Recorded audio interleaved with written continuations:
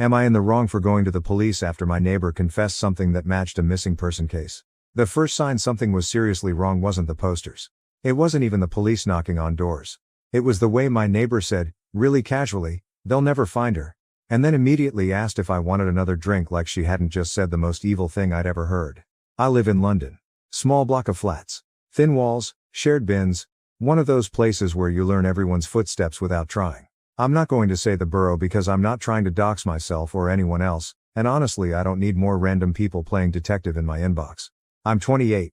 I work a boring office job. I'm the person who keeps receipts for everything, checks my locks twice, and gets anxious if my phone battery hits 20%. I'm not tough. I'm not street smart. I'm just careful. My neighbor was called Talia. Late 20s too. We weren't best friends at first. We share a hallway friends. Polite nod, sometimes a quick chat near the post boxes, the occasional "can you take a parcel" situation. Then she broke up with someone and knocked on my door one evening with mascara streaks and a bottle of wine like we were in a film. I let her in because I'm not a monster. We drank, she cried, I listened, and after that she started treating me like I was her person. It was actually nice for a while. We'd do little things, pop to Tesco together, share leftovers. She'd sit on my sofa and complain about work. I'd complain about my boss. Normal human stuff. Then she started dating her boyfriend Joel. I'm not exaggerating when I say my stomach disliked him immediately. Not because he was obviously creepy. That would have been easier. He was the kind of guy who tried too hard to seem harmless. Big smile. Always offering to carry bags. Always calling Talia baby, in a way that sounded like he was marking her as property. The first time I met him, he shook my hand and held it slightly too long. He said, "So you're the famous neighbor. Talia talks about you like you're her guardian angel." I remember laughing because it felt awkward, like I was being dragged into their relationship dynamic without permission. After that, he was always there. He wasn't technically living with her, but he was always around. His trainers by her door, his hoodie on her chair, his voice coming through the wall late at night when I was trying to sleep. If it had just been annoying, I would have done what I always do, ignore it and complain to my friends in private. But then the posters went up. A young woman went missing. Her name was Erin. I remember because her photo was everywhere. Big eyes, dark hair, a smile that looked like she'd just laughed at someone's joke. There were posters in the lift, posters on lampposts, posters taped to shop windows. Missing. Last seen. Please share. It felt like the whole neighborhood slowed down. People looked at each other more. People started checking their Ring cameras. The Facebook groups went feral. 2 days after the posters appeared, the police knocked on my door. 2 officers. One older, one younger. They were polite, calm, the way people are when they've done this 100 times and they're trying not to scare you. They asked if I'd seen Erin, if I'd noticed anything strange, if I'd heard shouting or a disturbance the night she went missing. I told them no. I honestly hadn't. I work long hours. I come home, eat something beige, scroll my phone, go to bed. I'm not exactly out there living a life. After they left, I saw Talia in the hallway and mentioned it. She rolled her eyes like the police were inconveniencing her. Yeah, they knocked on mine too. They're acting like it's some huge thing. I stared at her. A woman is missing. Talia shrugged. People go missing all the time. I remember thinking she was being weirdly cold, but I chalked it up to Talia being self-centered. She could be like that. She'd make everything about her stress, her relationship, her work, her nails, whatever. Then Joel showed up that evening and I heard them arguing. Not screaming, but the kind of low sharp argument where you can tell someone's trying not to be heard. I only caught fragments through the wall. Told you. Stupid? Don't say it. Then silence. The next day I went down to the bins and saw something that didn't match. Our bin area is shared by the block. There are always bags, always recycling. Always that one person who throws pizza boxes in the wrong bin and makes it everyone's problem. But this time there was a black bag sitting separately, tied tight, clean, like it had been placed gently instead of thrown. It had red staining near the knot. Not a lot, not dripping. Just a smear. I froze. Looked around like someone might jump out and tell me I was being dramatic. I told myself it could be anything. Sauce, paint, someone's stupid craft project. I walked past it, tossed my rubbish, and went back upstairs. I didn't sleep properly that night. The next morning, I saw Talia leaving her flat with Joel. They were both wearing sunglasses even though it was gray and spitting rain like it always is. Talia's hair was pulled back tight. Joel had his jaw clenched like he was chewing anger. They didn't look at me. They didn't do the usual mourning. They just walked. That's the part that sticks with me now. The way they moved like they'd already agreed on something. A week went by. Erin still wasn't found. The posters started looking tired around the edges.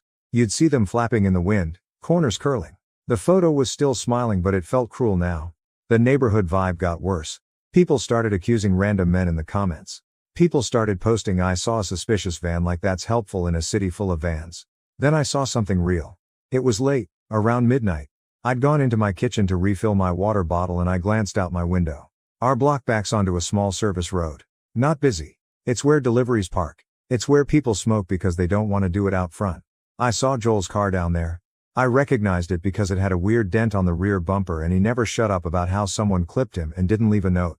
The boot was open. Joel was lifting something heavy out of it. Not a suitcase, not a box. Something soft and awkward. Like a rolled up rug. Talia was there too, holding the boot open with one hand, her other hand pressed to her mouth like she was trying not to gag.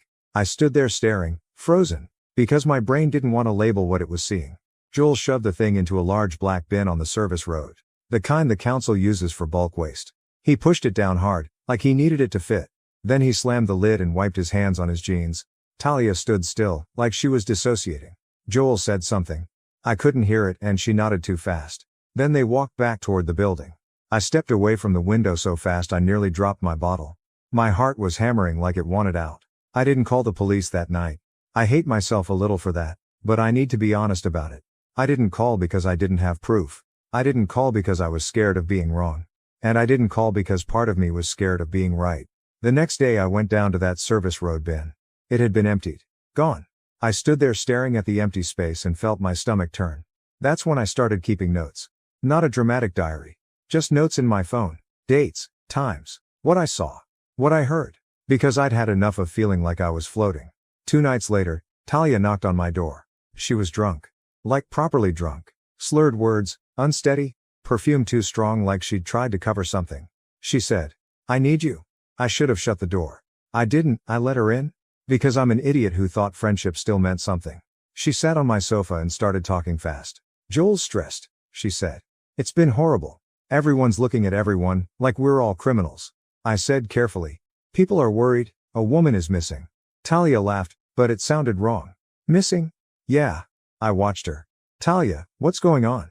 She stared at my coffee table like it had answers. Then she said out of nowhere, I didn't touch her. My whole body went cold. "What?" I said. She blinked slowly, like she'd forgotten she said it. "Nothing." I leaned forward. "Talia." She shook her head. "I didn't do anything, I didn't, I swear to God." My throat felt tight. "Do you know Aaron?" Talia's eyes filled with tears. She wiped her face with her sleeve like a kid. "Joel said she was flirting," she said. "He said she wouldn't leave him alone." I felt sick. Flirting doesn't make someone disappear. Talia's voice got sharper, defensive. "I know that, I know, I'm not stupid." Then she said the line I can't stop hearing. "They'll never find her."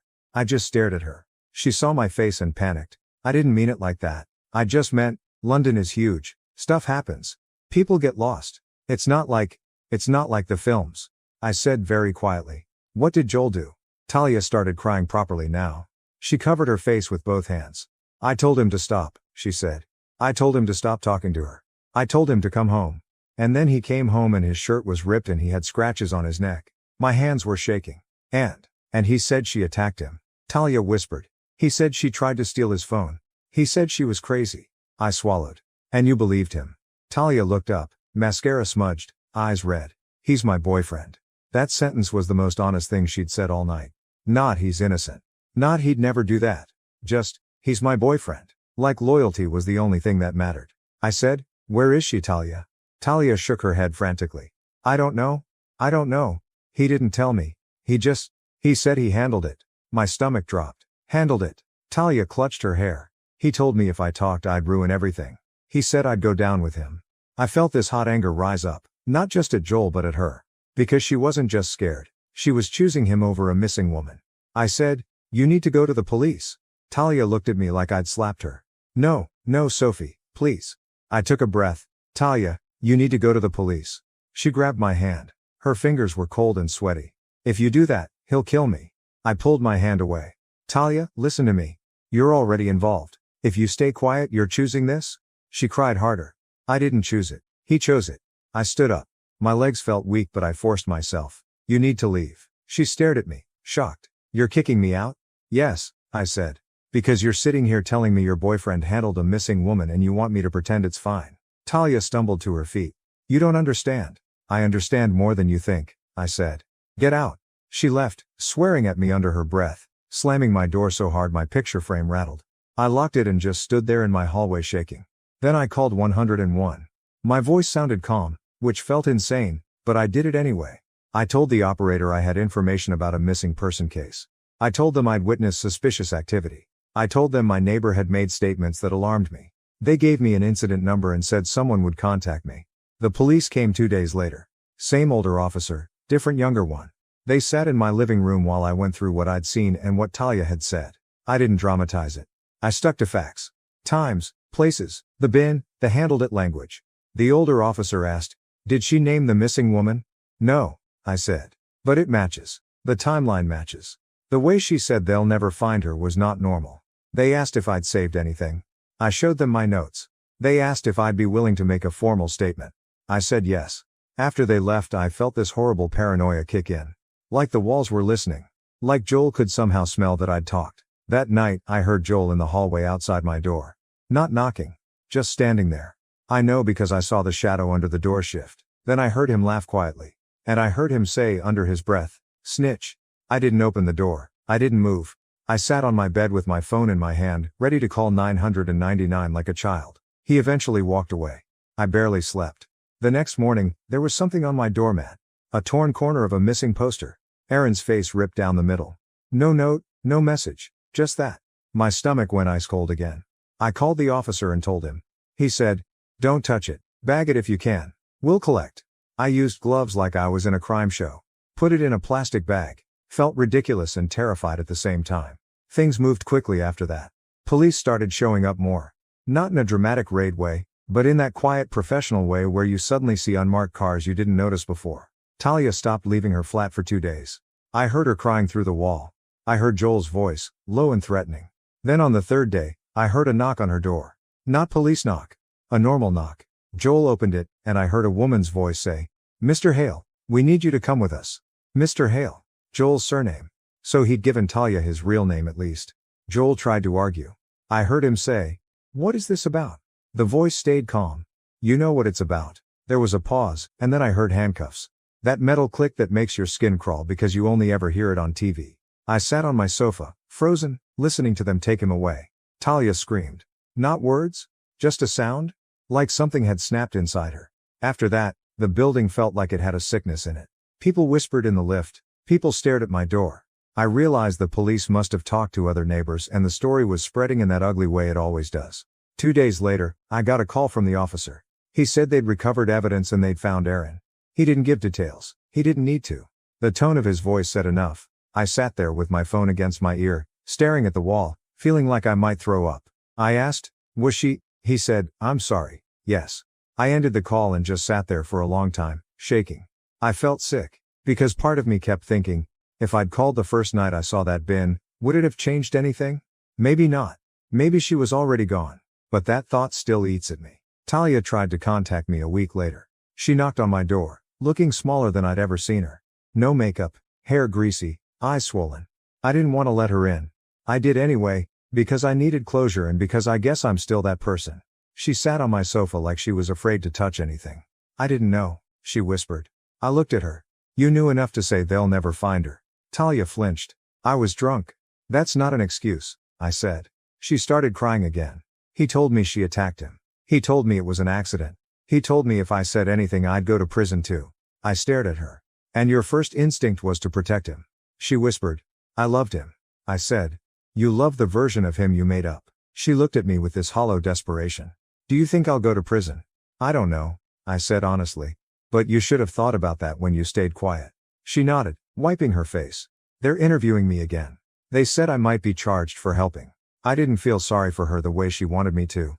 I felt a cold anger. Because Aaron didn't get to go home. Aaron didn't get a second interview. Aaron didn't get to cry on someone's sofa and ask if she was going to prison. Talia stood up and hovered near my door. "I'm sorry," she said. I didn't reply. She left. After that, I moved. I couldn't walk down my hallway without hearing the word snitch in my head. I couldn't look at the bin area without seeing that red smear. I couldn't sleep properly because every sound made me think someone was standing outside my door again. The police updated me later that Joel had been charged. They didn't give me every detail, But it was clear it wasn't just an accident like Talia tried to sell it. He'd lied, he'd tried to cover it. He'd tried to intimidate people.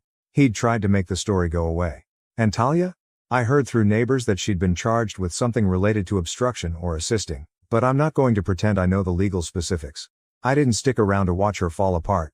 I just left. Sometimes I still think about Erin's photo on those posters. The way her face looked bright and normal, like she'd just stepped out to meet someone and would be back later. And then I think about Talia saying, "They'll never find her." Like she was talking about lost keys. I keep my curtains closed more now. I check my locks more. I don't let neighbors get that close. I hate that about myself, but it's true. And the worst part is, I don't even have a clean ending. No big justice moment I got to witness. No closure. Just a new flat, a new hallway, and the quiet knowledge that evil doesn't always look like a stranger in a hoodie. Sometimes it looks like a boyfriend who smiles too much, and a friend who says the quiet part out loud by accident. If your neighbor confessed enough to make your stomach drop but begged you not to report it, would you still go straight to the police? Let me know in the comments.